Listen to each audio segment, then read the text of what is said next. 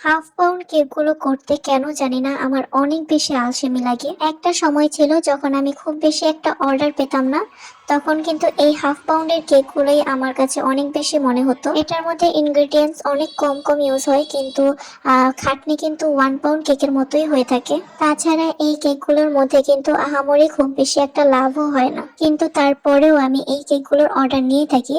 কেননা এই ছোট ছোট কেকগুলোর মাধ্যমে কিন্তু অনেক বড় বড় কেকের অর্ডার আসতে পারে। মানে হচ্ছে আমার ছোট্ট একটা কেক ক্লায়েন্টরা টেস্ট করার জন্য নেয়।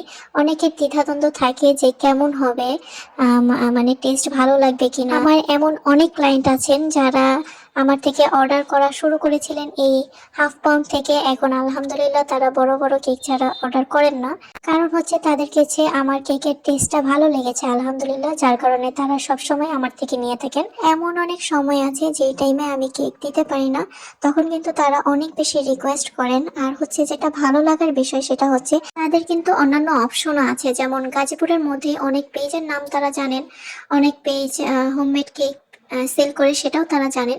কিন্তু সে আমার থেকেই তারা নিতে চান আলহামদুলিল্লাহ, যে আমি এরকম কিছু কাস্টমার পেয়েছি। আবার এমন নতুন ক্লায়েন্টও আছেন যারা এসে বলেন যে অ্যাডভান্স নেওয়ার পরে কি টাকা মেরে দিবেন কিনা বা ব্লক করে দিবেন কিনা। আসলে একটা রিয়েল পেজ আর ফেক পেজ দেখলেই কিন্তু বোঝা যায়। তো যাই হোক, সেই দিকে আর না যাই। স্টুডেন্ট আপুদের জন্য ডিমান্ডিং একটা কেক হচ্ছে এই হাফ পাউন্ডের কেকটা, যার কারণে আমি এটা রেখেছি এখন পর্যন্ত।